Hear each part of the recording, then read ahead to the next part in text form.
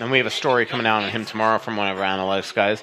And Eck, I just think this is who he is. I mean, look, I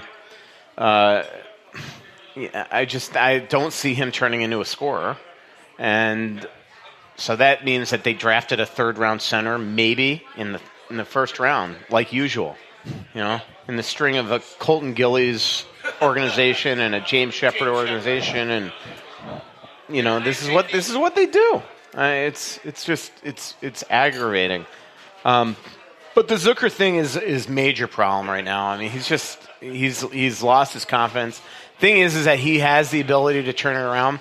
One reason why I predicted him on Twitter last night to break out is I figured that last night would have had to be the game for him to break out for the Wild to have any shot.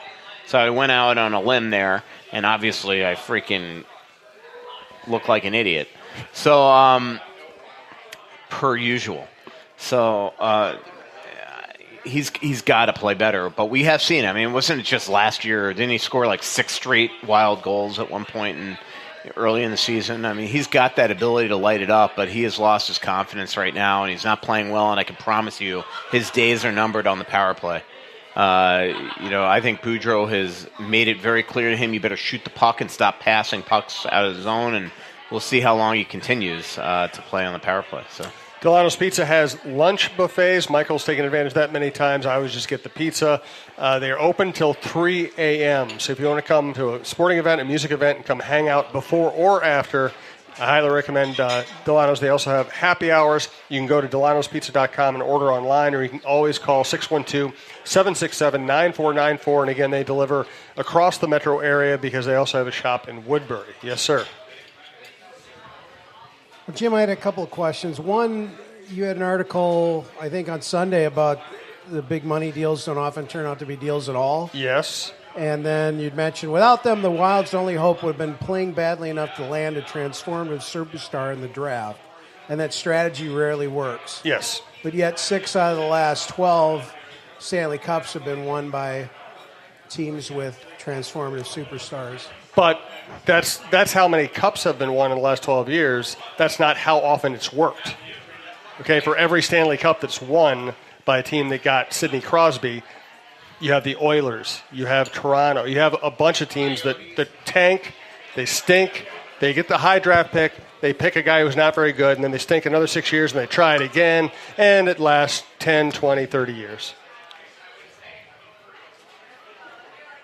But yet you guys have talked about that repeatedly on the podcast here about should we tank? Well, I don't know that we've ever said they should tank. We've all said we've always said the way I've always put it is the whole first 20 episodes of the Russo-Souhan Show was saying blocked that tank for McDavid. I blocked that out of my consciousness. But those were McDavid. Like we were smart on that one. So. Let's be honest, if McDavid was playing for the Wild, he'd be like a 50-point guy. Our ice that slows every player down. So Minnesota ice is thick.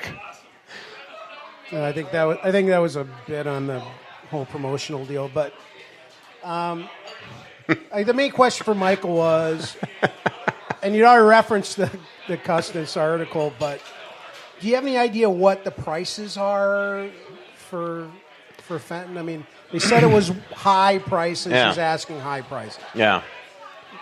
In terms of, for Fenton to go get guys or vice versa? I mean, Mark Stone and Matt Duchene are not going to come here or you're not getting them for, a 5th-round pick, let's put it that way. And I don't know if the Wild are going to, those guys could be pure rentals. And, Mark Stone's going to be an $8 million hockey player next year. So if you trade for him now, you better, if you give up major players off your team, I just don't see how. I don't see where it lines up. I mean, I bet you his head is spinning trying to figure out how to proceed here, because this is also what the fear of the Wild here is that they're going to tease you right now and make you think that maybe this team's better than it is. And frankly, even though they play 8 of their next 14, they play some lousy teams coming up, and they play the Flyers. Although it's in Philly and the Wild very rarely play well there. They play Detroit coming up. They play who else is coming up here? I mean, LA is awful, I believe, that is coming in here. The Ducks. I mean, there's a lot of winnable games coming up, so the Wild actually have a chance to climb here, and then all of a sudden, you get all of a sudden a little yeah. So here we go. Home against Winnipeg, home against Detroit. I say Detroit because that's the way that Brian Murray used to say it.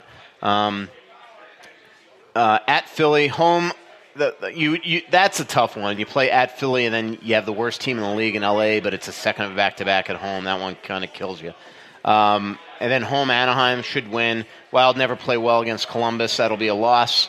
Then at Vegas, at Colorado. Wild usually don't play well in Colorado anymore. Vegas, I'll be interested to see how they play there.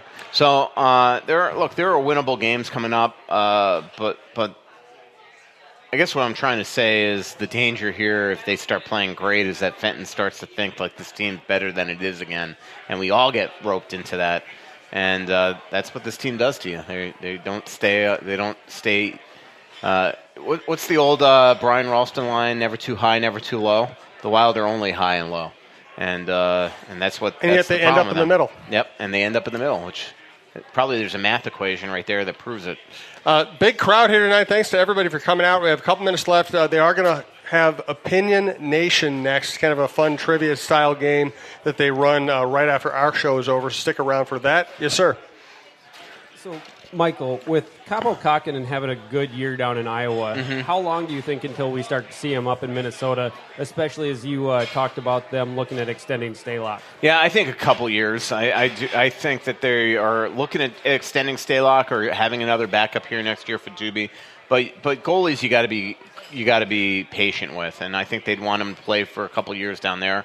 And really that's it. He's been outstanding though, which is great because this team hasn't had a goalie of the future really that's amounted to being the actual goalie of the future since I've covered the team. We thought Harding, we thought Kemper. I think with Kemper, it was all upstairs with him because the talent is clearly there. But how many times do we see him 1-0 in the third period give up 5 goals? I mean, that's just his MO. And then Harding, obviously, we know what happened with him, unfortunately, with his illness. So maybe this kid is the real deal. We'll see. But goalies are so unpredictable. It's why the teams despise taking them in the first round. There aren't a lot of them that amount to being studs. Carey Price, Dubnyk, a couple first rounders, but most guys, they just happen to be finds. It's pretty interesting. We're going to come to Michael Russo for his famous final thought or final not thought. Yes, did you have one more? Fred just wanted to thank Michael for his answer. He said, "You answered his questions in spades. We're in trouble. There is nobody." Yeah. Fred's a keen observer of the Minnesota Wild and this show. Fred, I was sitting next to an 87-year-old man today that was born in International Falls, moved in 1955 to Boston. I was telling him about you on the plane today. He was flying out to California for a vacation, but guy was sharp as a tack. Just to show you how sharp he is, and I wasn't. He at one point he started talking to me, and I took out my AirPods, and then all of a sudden it dawned on me why they didn't fit right the whole flight. I had the left one and the right, and the right and the left. And I look at it, and I'm like, I just had my AirPods in for 2 hours on this flight, and he goes, and he looks at me and goes, "Were you hearing the music the wrong way?" And I just started laughing out loud. But the guy was awesome. Yep. John Petridge was his name. Showed me pictures of his dogs. He just lost his wife 2 years ago. And he must have been one heck of an athlete. Firstly, he's he's got to be 6'6", maybe 87. And played basketball with all these. He's naming all these people that he played basketball with that I'd never heard of. And then he starts telling me about all these in International Falls in high school. He broke all these state records for shot put and discus and all this stuff. And I'm like, geez, should have done a story on him actually. So. Fred, we appreciate you making it out here. It's not easy for anybody to fight through this traffic, and you brought your whole crew and came out. We really do appreciate it. I saw you driving down the street. He could do better than most. I was. I see in rush hour traffic around here. I was. Same thing. The other night, I got to meet Bruce Boudreaux's mom. Yeah, that was a great story. A couple days in a row, and she is hilarious. She is the female Bruce Boudreaux. Huh? Fred's single. Yeah. Maybe we have a match.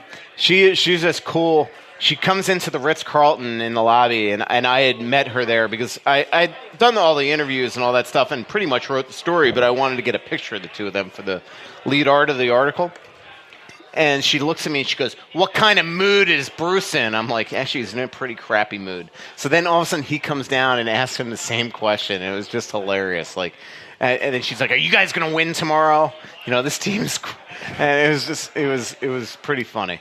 So that was a fun story. It's just to show you this road trip, how crazy it was. I didn't have one dinner with LaPanta on this whole trip. Congratulations! And it was a 7-day trip, cheapest trip that the Athletic's been on because you I go buy a new car with the money you saved, not going to dinner with LaPanta. Yeah. But I did those oral histories, and those things, it's funny. Those oral histories, first time I've ever done them. You think they'd be easy because they're essentially all quotes. They are But I'm not kidding you. Editing takes longer than writing. Oh my God! For the fire one took me 10 hours to write, and the at least 10 hours, and the what was the other one I did? I don't even remember. Oh, the Parisi Suter one took me 14 hours. 14 hours to write that thing. It was aggravating. Just trying to. I can't even, because it's editing, it's trying to make it flow, it's trying to make it a quick read, it's trying to cut quotes that are redundant, because a lot of people that you'll interview about the same thing and they say the same thing. But man, those things are hard to write. So, no question about it. So Michael's last thought coming up. Again, great crowd tonight. Thank you all for showing up. We really appreciate it. Thanks for patronizing Dulono's and supporting the network. Thanks to Twill and the Dining Galleria. Check them out. Scott Dayton does really good work and has great brands. Fixologyrepair.com, our friend John Hedges. Tony Hoaglund, your State Farm agent in Champlin. Michael, do you have anything left at this point? Yeah. I'll say thanks for all the Twitter questions. We had so many live questions we didn't get to them, but we do appreciate them. When we do the studio show, we'll catch up on Twitter questions. It gives more incentives for people to come down here. Exactly. My mother's having shoulder surgery tomorrow, so keep luck, my mom Barbara. in her thoughts. As you know, with shoulder surgery, a lot of times the recovery is worse. So keep my mother in her thoughts, and my brother and my sister-in-law in your thoughts, because I live in Minnesota and they live 2 miles from her. So, which I do feel guilty about. So anyway, good luck, Barbara. Enjoy. Good luck, Barbara. And thanks for everybody. Give Michael a hand, please. We'll see you January 28th.